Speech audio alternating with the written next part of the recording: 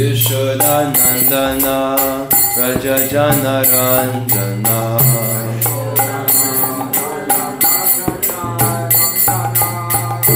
Yamuna Tira Vanachari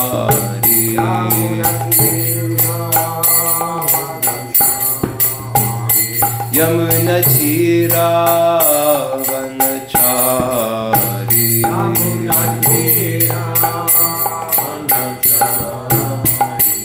Jaya Radha Madhava Kunda Bihari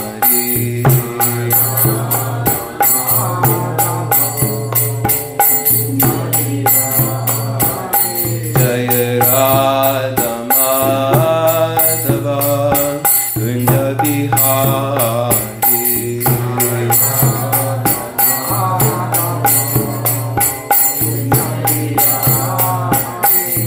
Jaya Radha Madhava Kunda Bihari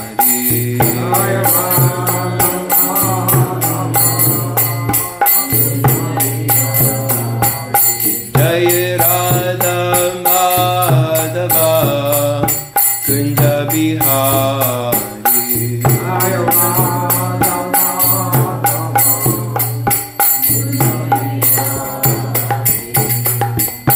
Hare Krishna, Hare Krishna, Krishna Krishna, Hare Hare, Hare Rama, Hare Rama, Rama Rama, Hare Hare, Hare Krishna, Hare Krishna, Krishna Krishna,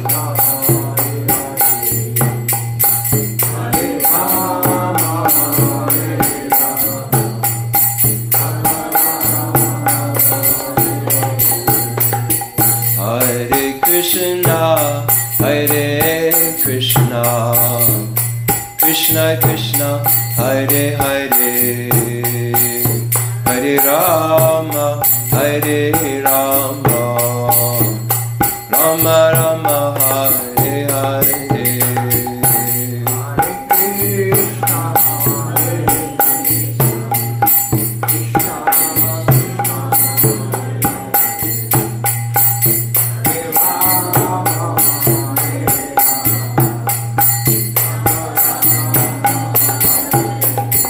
Hare Krishna, Hare Krishna, Krishna Krishna, Hare Hare, Hare Rama, Hare Rama, Rama Rama, Hare Hare, Hare Krishna, Hare Krishna, Krishna Krishna,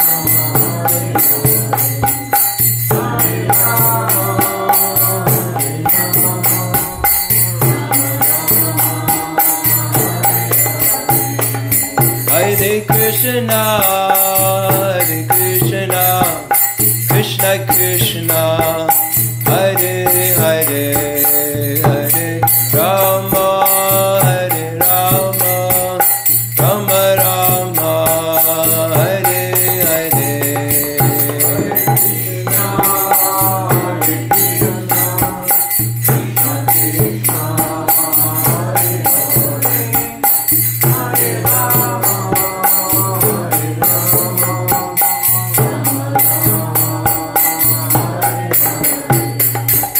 Jaya Prabhupada, Prabhupada, Prabhupada, Srila Prabhupada, Prabhupada,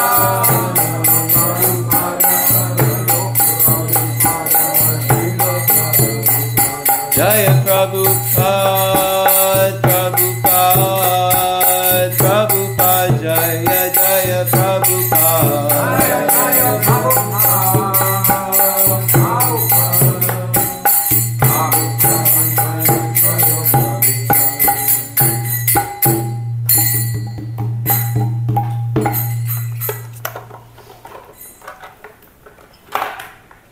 Is there a verse on the board?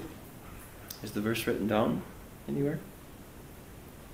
Normally we have a board, right? It's not there, I think.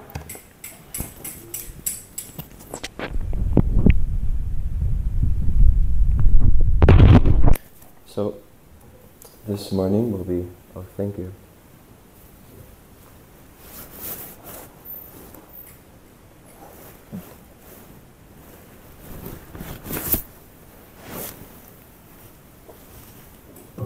This morning we'll be reading from Srimad Bhagavatam. It's a very large work, very large Shastra, that it was especially Srila Prabhupada's purpose when he came to the Western world, of America and Europe, that he wanted to bring this particular Bhagavad Purana to the world. And so he very carefully and assiduously, he dedicated lots of time to translating this work into the English language so it would be available for everybody who would take interest. And so I'll just begin by chanting an invocation, and you can please repeat after me. Om Namo Bhagavate Vasudevaya.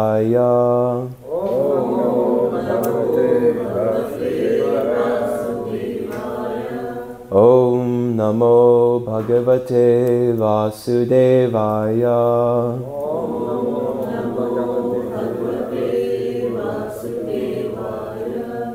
Om Namo Bhagavate Vasudevaya.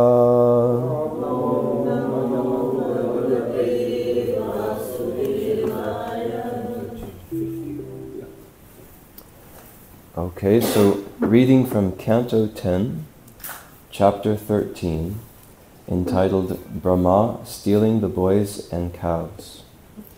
And we're on text 50, which is going to appear on the screen in just a moment so that we can all recite it together.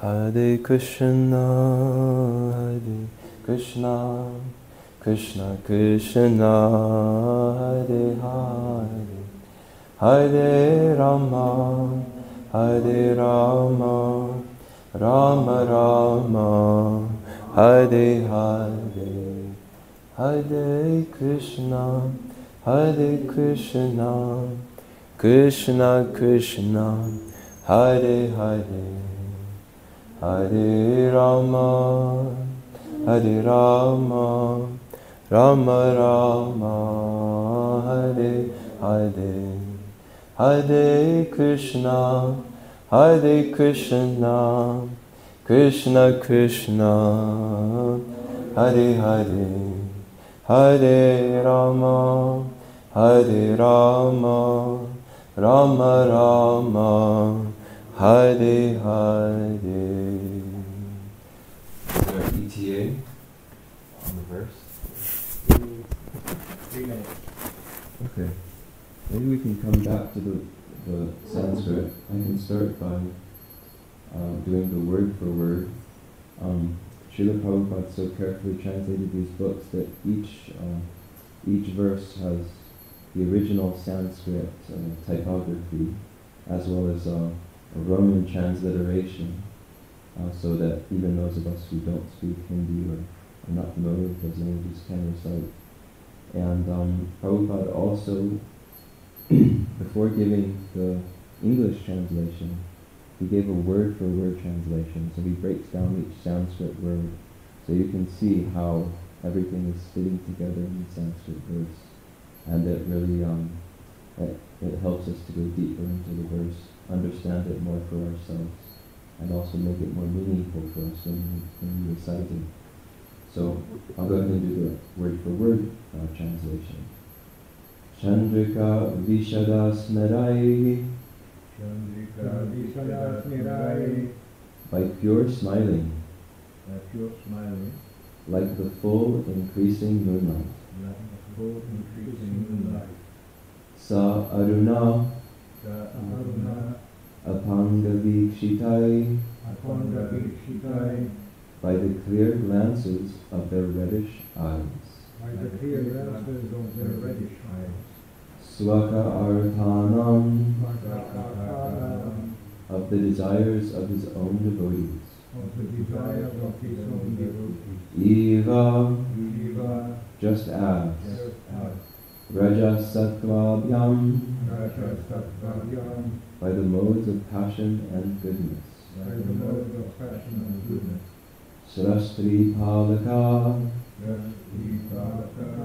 were creators and protectors. Alright, we'll go ahead and read the translation then. Those Vishnu forms, by their pure smiling, which resembled the increasing light of the moon, and by the sidelong glances of their reddish eyes, created and protected the desires of their own devotees, as if by the modes of passion and goodness. And now we'll go ahead and read Srila Prabhupada's purport or commentary on the verse. So Srila Prabhupada says, those Vishnu forms blessed the devotees with their clear glances and smiles, which resembled the increasingly full light of the moon. Shreya Kairava Chandrikavitaranam. As maintainers, they glanced upon their devotees, embracing them and protecting them and smiling. Their smiles resembled the mode of goodness, protecting all the desires of the devotees, and the glancing of their eyes resembled the mode of passion. Actually, in this verse the word Rajaha means not passion, but affection. In the material world, Rajaguna is passion, but in the spiritual world, it is affection. In the material world, affection is contaminated by Rajaguna and Tamaguna. But in the Shuddha Sattva, the affection that maintains the devotees is transcendental. The word Swakartanam refers to great desires. As mentioned in this verse, the glance of Lord Vishnu creates the desires of the devotees. A pure devotee, however, has no desires. Therefore, Sanatana Goswami comments that because the desires of devotees, whose attention is fixed on Krishna, have already been fulfilled, the Lord's sidelong glances create variegated desires in relation to Krishna and devotional service. In the material world, desire is a product of Rajaguna and Tamaguna. But desire in the spiritual world gives rise to a variety of everlasting transcendental service. Thus the word Swakartanam refers to eagerness to serve Krishna. In Vrindavan, there is a place where there was no temple, but a devotee desired, let there be a temple, and seva, devotional service. Therefore, what was once an empty corner has now become a place of pilgrimage. Such are the desires of the devotee. Oh, so we have it up now. So we can go up to the Sanskrit, the verse, and feel free to go ahead and repeat. Chandrika Vishada Smerai, Chandrika Vishada Smerai, Sarna Panga Vikshitai, Swakartanamiva Raja, Sattvabhyam Srasti Palaka, Chandrika Vishada Smerai, Saruna Panga Vikshitai, Swakartanamiva Raja, Sattvabhyam Saraswati Palaka.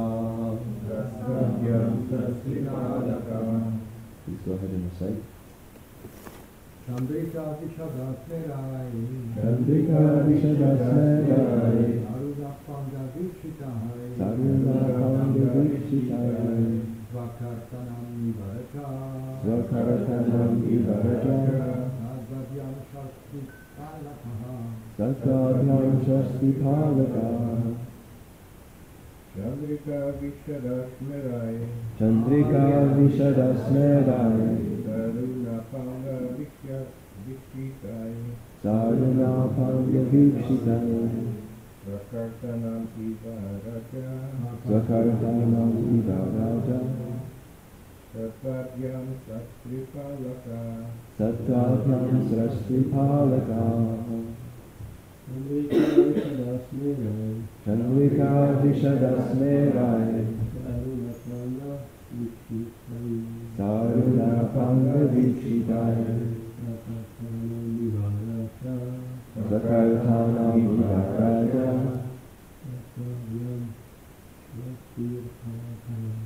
Sattvabhyam Saraswati Palaka. What do you not to use like to say? Okay, we'll go ahead and we'll go ahead and speak on the verse. I'll just repeat the verse one last time. Those Vishnu forms, by their pure smiling, which resembled the increasing light of the moon, and by the sidelong glances of their reddish eyes, created and protected the desires of their own devotees, as if by the modes of passion and of goodness. Everybody speaks English? So before I try to speak on this verse, I'd like to Jai Shri Shri Radha Govinda Madhava Shri Shri Krishna Balaram Shri Shri Gaura Ki Jai. Before I try to speak on this verse, I'd just like to offer my respects to the disciplic succession,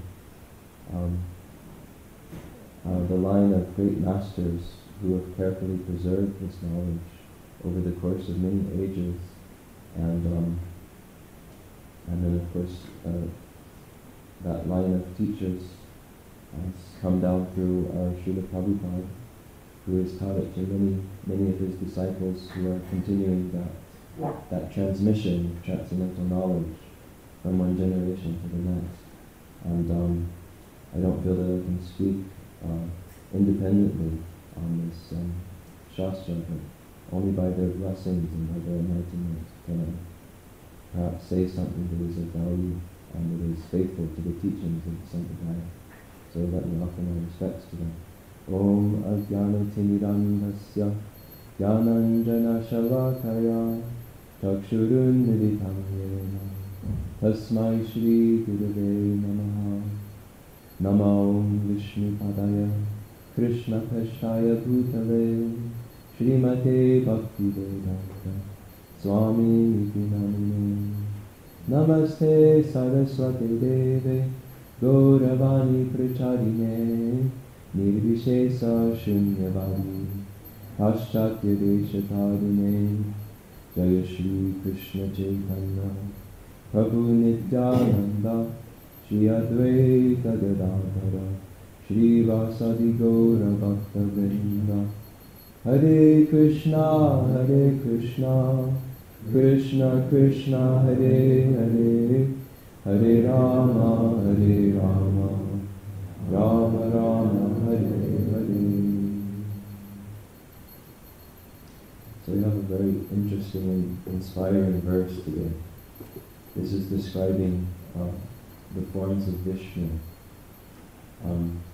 I won't speak the whole background of the story that we're hearing right now, but Lord Brahma has just had the opportunity of seeing in Vrindavan, Krishna manifests so many forms, his own forms actually, but his form as Vishnu, with 4 arms holding in each hand an island, the conch shell, the lotus, the disc, and the club. Krishna has just manifested all of these beautiful forms of the Lord Vishnu. And we hear in this verse that they're smiling in a very pure way, and they have slightly reddish eyes, and they're glancing upon their devotees. And that by this glancing, Lord Vishnu is actually creating desires in his devotees. And he's protecting their desires with his smiling. And it says, as if by the modes of passion and goodness. So this is very curious that he's creating desires in the devotee by his glance. He's protecting and maintaining those desires by his smiling. What exactly does this mean? And sometimes we hear that in life we're supposed to try to become desireless. We're supposed to become free from desire for so many attachments we might have in the material world. So how is it that Krishna's glance is creating desires in the devotee? And Prabhupada clarifies this very nicely in his purport, where he mentions that actually these desires are not of a material nature. These desires are of a transcendental nature. And Prabhupada describes how actually a devotee, for him or herself, doesn't have any desires. And actually a devotee of Krishna or a devotee of Lord Vishnu is so satisfied simply offering themselves in service to Krishna that he or she feels fully satisfied already. And yet, Prabhupada said that because they don't have any desires, any material desires, then Krishna, to inspire their devotion, to inspire their expression of loving service towards Krishna, he inspires them with so many variegated desires of ways that they can please Krishna and serve Krishna. Because as Rupa Goswami describes in his great work called The Nectar of Devotion, Anya vilasita shunyam jnana karma vinavritam anukulena krishnanu shilanam bhakti ruttama. He describes, he gives a definition of pure devotional service, or pure bhakti. And that is that when one desires to serve the Lord without anya vilasita, without any personal motivation, without any personal agenda or personal desires for one's own enjoyment, and one is simply seeking to please Krishna or to please Lord Vishnu, to please God, then that is known as bhakti uttama, the topmost form of bhakti, pure bhakti. And so within that platform, on that platform of pure devotional service, the Lord with his glance is inspiring so many transcendental desires within the heart of his devotees. And this brings up a very interesting point, because there is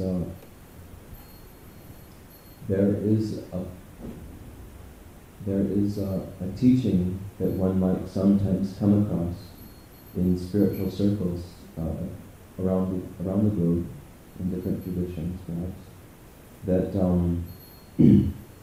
that actually the goal of life is to become completely desireless and to finish with all activities completely, and to simply sort of come to a point of zero, in a sense. No more material activities, no more identifying with any kind of particular form, transcending all relationships, and just becoming completely self-satisfied and merging into the Supreme, merging into Brahman, or sometimes referred to as the Brahma Jyoti, the great spiritual light. And they might describe with an impersonalist yogi that because this material world has been certified as a place of suffering, and in this material world we see that our own body, our form, is often a source of trouble for us. Our relationships, which ultimately are temporary on the material platform, they disappoint us and they leave us feeling perhaps depressed at times.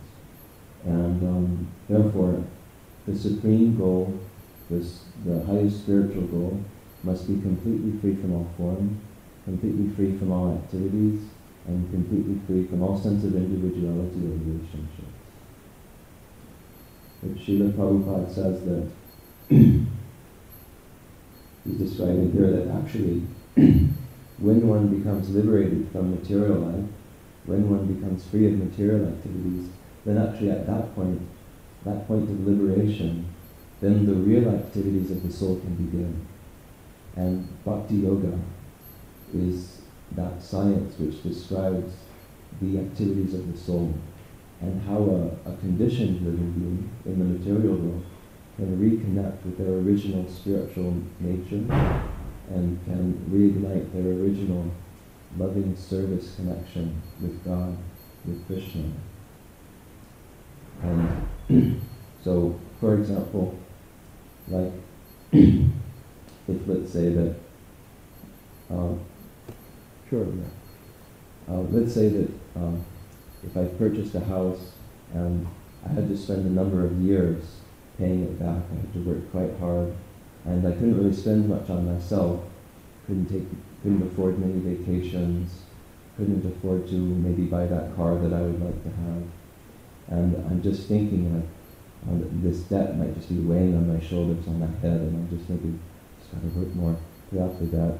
You know, I see that those negative numbers every time I look at my bank balance. It's like negative 30,000. Oh, I gotta get rid of that negative. And so we may work very hard, and gradually we chip away, and it decreases, negative 10,000, negative 5,000, and then one day that glorious day comes, and it's like, that's zero, no more debt, I'm out of debt, and just like a great weight, a great burden lifted off my shoulders. And at that point, one feels a great feeling of relief, and just, whew, how nice is that? And for a little while, that feeling will just be enough. We'll just be fully satisfied with that. But then, we'll start to realize, oh, wait a minute. Now I can finally start saving up for that car that I wanted. I can finally take that vacation, and maybe I don't need to work so hard. I can have more of a work, personal life balance now. So when we come from negative numbers, which are very heavy and burdensome, up to zero, it is a feeling of relief at first. But actually, by our nature, we don't just want to stay at zero. We don't just want to stay at the relief of not being in debt. We actually want positive happiness in our life. We want positive activity and positive engagement. And actually that's our nature. Krishna says it in Bhagavad Gita, Nahi kaschit shanamapi dakritishtatya karmakrit karyate yavasha karma sarva prakriti jaya gunai. He says that actually every spirit soul, by their nature, is always active.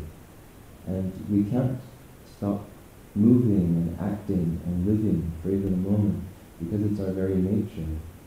And so, in that sense, if we're brought up to a state where we're no longer in the anxieties of material life, and so we just want to sort of stay there in a place of shanti, and as they may describe, just sort of become part of this spiritual light and just sort of forget everything else, completely liberated from anxieties.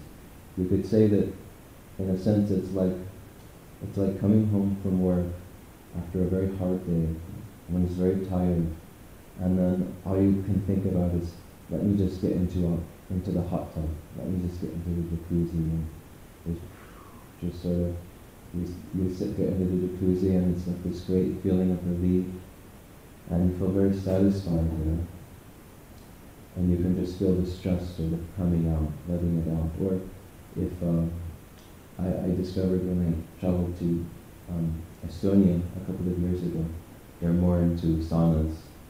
And actually in every apartment, it's normal for them to have a sauna, like a steam room. And so I was surprised. I stayed in this apartment when I was there. I was surprised to see that it had its own sauna.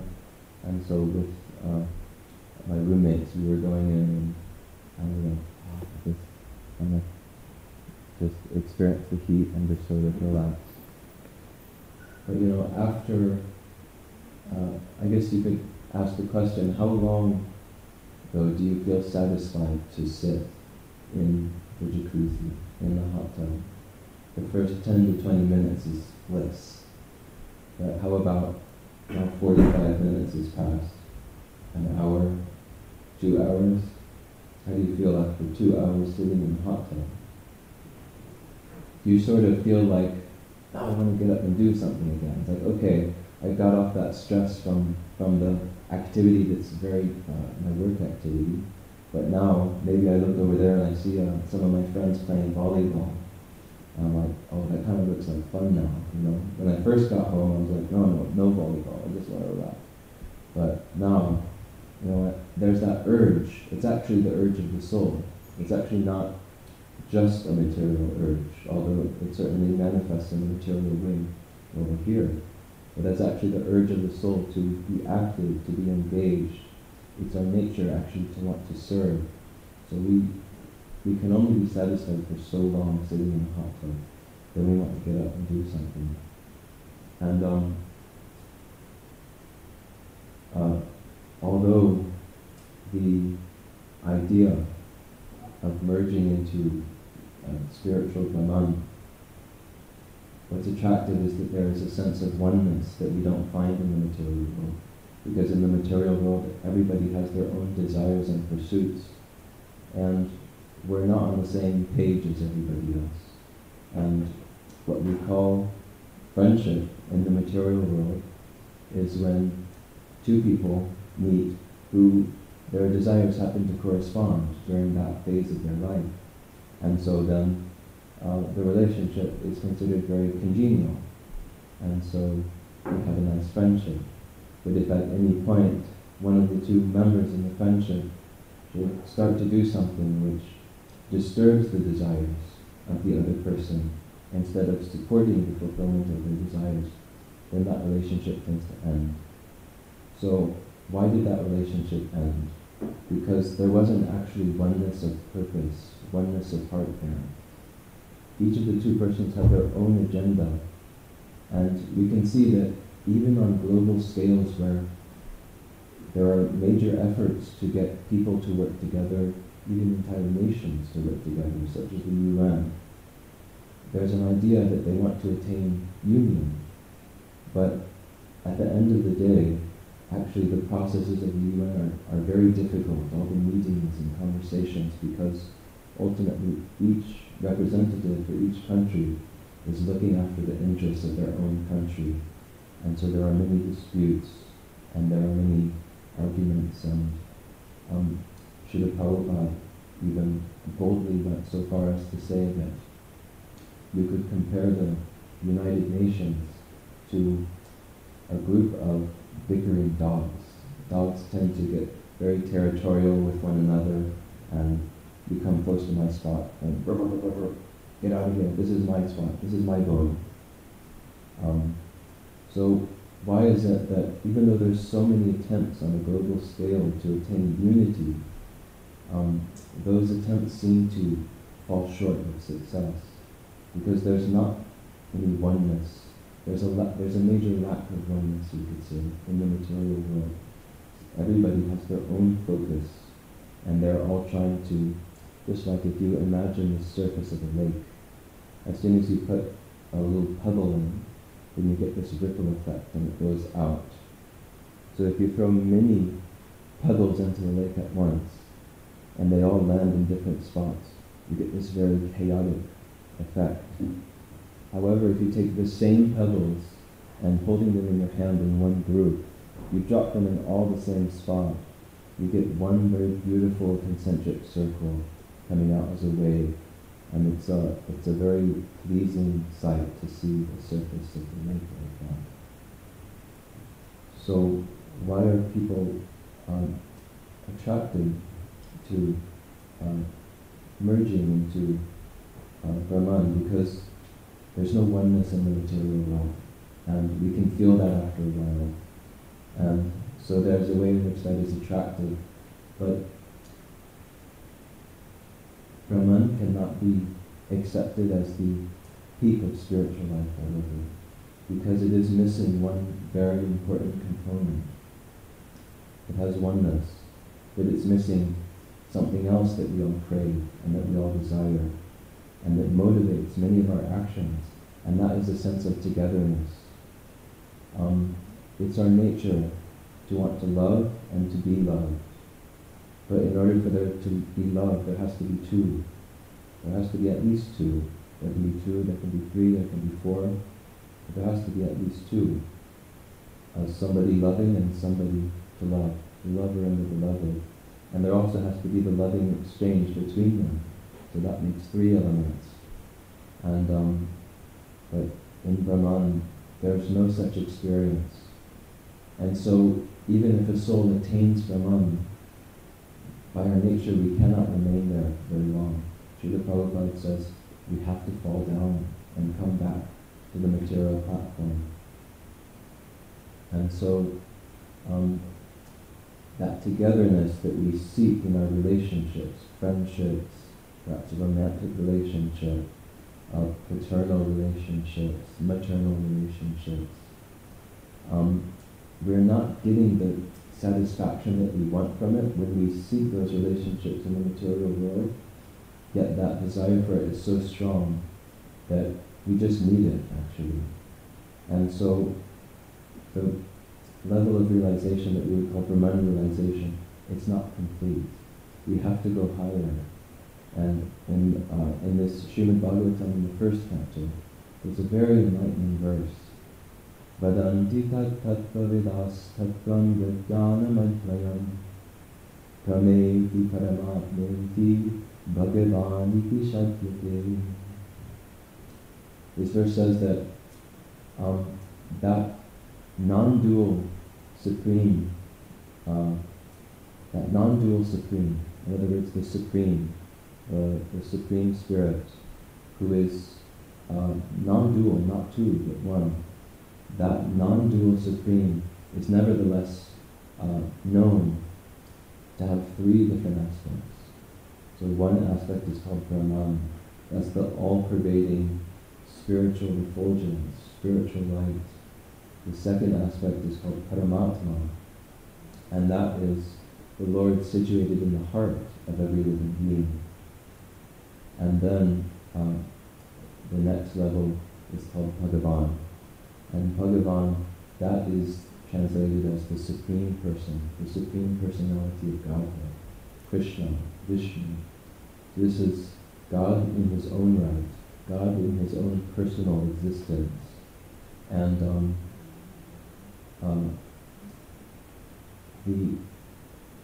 Brahman can be compared to the sunshine, and Bhagavan can be compared to the sun itself. So, although they're both absolute, they're both part of the Supreme, the sun glows the source of the sunshine, it emanates the sunshine. So similarly, Krishna, or Bhagavan, it is from his transcendental body that Brahman emanates.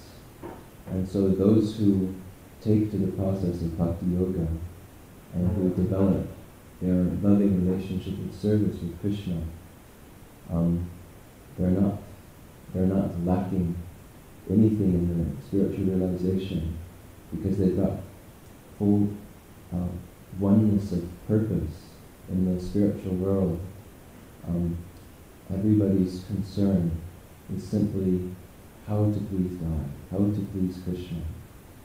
And everybody is cooperating to that end. And what is Krishna's purpose? If the devotee's purpose is simply to please Krishna, what is Krishna's purpose? That's actually described in the song that we just sang before class.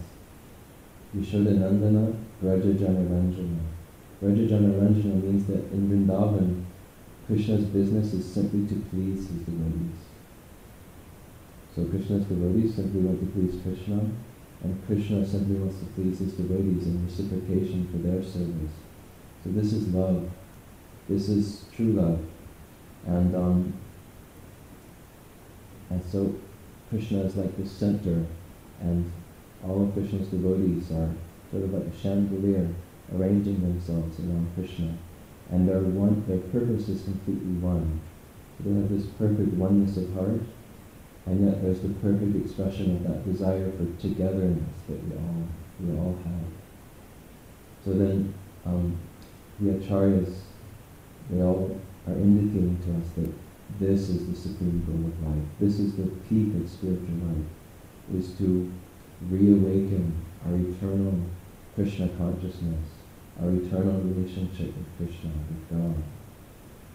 And so just to finish off the class a little bit, so that there's time for maybe some reflections or comments you may have, or questions, then I'll just say one last thing. So what is that? We know that Bhakti Yoga is that process that leads to Bhagavan. So how do we engage in Bhakti Yoga? What are the details? So in the Bhagavatam it's stated, Shravanam Kirtanam Vishnu Smaranam Padasevanam Arjanam Vandanam Dasyam Sakyam Atmanivedanam. It's stated that there are 9 processes of Bhakti Yoga, 9 principal ways that Bhakti Yoga is expressed. And the first is mentioned, Shravanam, or hearing. Just like we've been doing all morning, we've been hearing Krishna's holy names.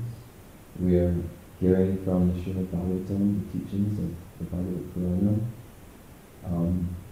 We're hearing descriptions of Krishna, of his activities, his qualities, and this is surcharging our consciousness with spiritual thoughts, with spiritual energy.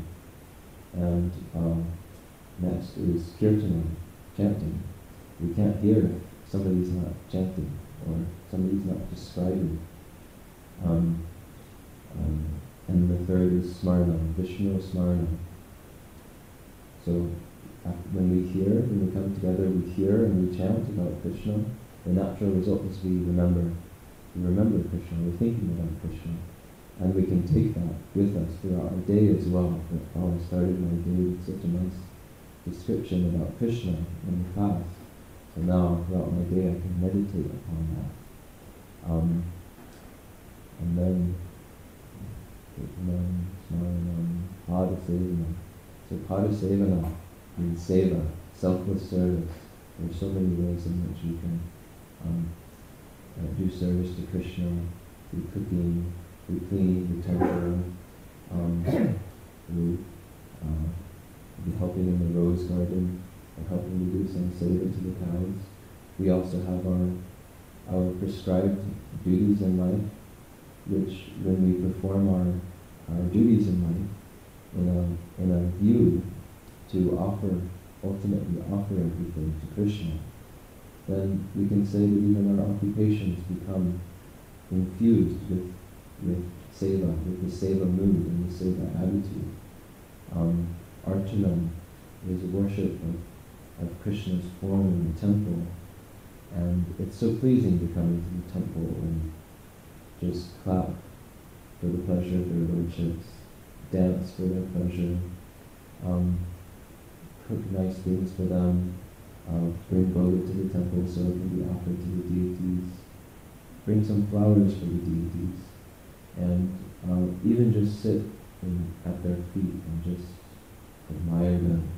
That's so pleasing to Krishna. And then Arjanam, Vandanam. Vandanams, how many have we done so far? Hearing, chanting, remembering Krishna, doing service, worshipping the deities, that's 5. So there's 4 more. Arjunam, Vandanam. Vandanam has 2 meanings. It can mean offering obeisances, and it can bowing down, and it can also mean offering prayers. So offering prayers is a very powerful way to connect with Krishna. And if we're not sure what to say, there's so many inspiring prayers in the Srimad Bhagavatam, such as from Prahlad Maharaj, and we can take inspiration from those prayers. We can recite them, hear them, try and understand them, invite them mood, and that's very engaging for the heart. It's very enthusing, and let's see. Finally, we got Arjuna Vandanam Dasyam. Dasyam means considering oneself a servant of the Lord, and just doing whatever is needed to serve Krishna. Arjuna Vandanam Dasyam. Sakyam. Sakyam means actually to become a friend of the Lord, and to consider the Lord one's friend. And so we actually, Krishna says in Bhagavad Gita, Suhridam Sarva Bhutanam, I'm situated in the heart of every living being as their well-wishing friend. So Krishna is a friend we can always rely on. We can always count on Krishna, and we can always go to him. He's available. He makes himself available by being so close to every living being.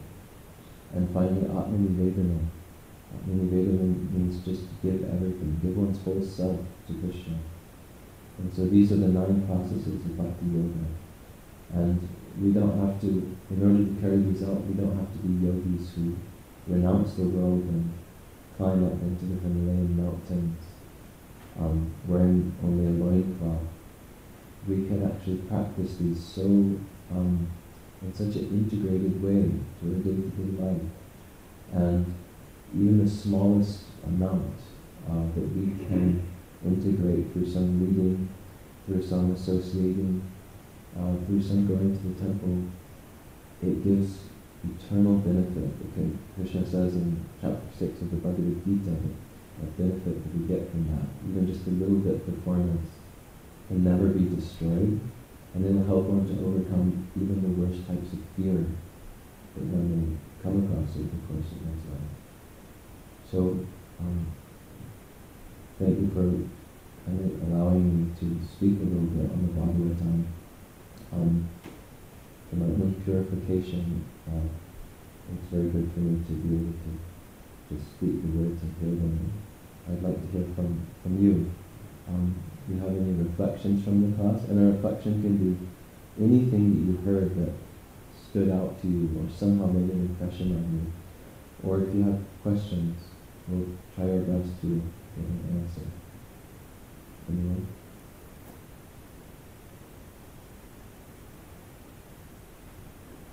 Father Sivanand, who includes visiting the holy places, pilgrimage, place of pilgrimage. In India, a lot of people move here and there, always traveling much more than here. Train, buses, busy roads, busy, and they do a lot of pilgrimage. It's a part of devotional service.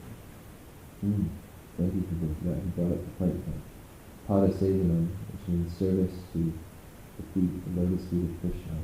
It also means going on pilgrimage, because there are so many places where Krishna has put his feet on the ground. So we are worshipping Krishna's lotus feet, serving his feet, and just by going on pilgrimage. Thank you. Any other thoughts, reflections, or questions? Yes, go ahead. You talk about reaching a state of self-satisfaction from desire. But even yourself are very self-satisfied. Sometimes you are busy. Towards your kids, parents, even. You need to go towards a goal. You need to work. There may not be desires, but there are future goals. I would say. For you also, you must be having the need to expand this complex. That must be a desire. So you don't be totally aloof and say that there is that I'm satisfied.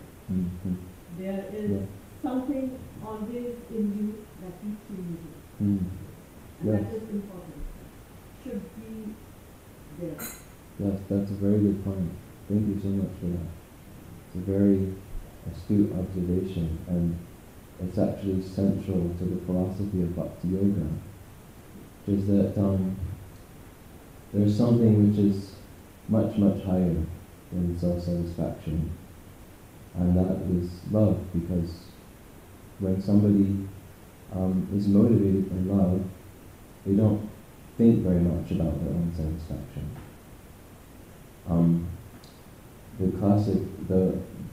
A very pertinent example would be the example of a mother who, out of love for her child, is accepting many discomforts upon herself. And she, because of the love, she hardly even matters. So, in that way we can understand that the aspiration for moksha, or the aspiration for liberation, to just be self-satisfied and undisturbed by anything, that actually is also still a selfish desire. And so, actually to come to the platform of Bhakti Yoga, we have to transcend that. And Lord Chaitanya, 500 years ago, you may know, Krishna appeared as Lord Chaitanya, and he spoke one very important verse. He said,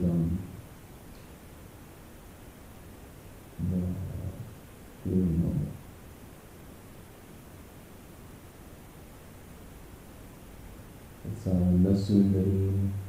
You remember it, Prabhu? I've kind of forgotten. We recite it every morning. There we go. Najanam Nasundarim Kadishwari Janmani Janmanishwari Bhavatan Bhaktira Haitipitani. So he says, Janmane Janmanishwara Bhavatan Bhaktira Haitipitani. He's requesting the Lord, my only desire is, please just engage me in your service. And he says something amazing. He says, Janmane Janmanishwari. Even if that means I'll go on taking birth after birth for many, many lifetimes, I don't mind, as long as I'm engaged in your service. And what that indicates is that he's not thinking about his own freedom from anxiety. He's not thinking about his own liberation. He's establishing very clearly for many ages to come that pure devotional service is higher than pursuit of liberation. And so actually, when you love somebody, you take on endless anxieties for them. You're willing to take on endless troubles for them. The devotees here at New Mayapur, they wouldn't bother trying to maintain a huge castle that's over 100 years old if they weren't motivated, as you said, by desire to please the beloved, to please Krishna, to please our teacher and guru, in ISKCON, Srila Prabhupada. There's just no way that you would bother to do all that if you didn't have love. If your pursuit was, let's just be self-satisfied, let's just rent a simple apartment somewhere, or just live underneath a tree. So thank you very much for doing that. Okay, so it's 8:45. I'll go ahead and end the class now. Srila Prabhupada ki jai. Grantharaj Srimad Bhagavatam ki jai.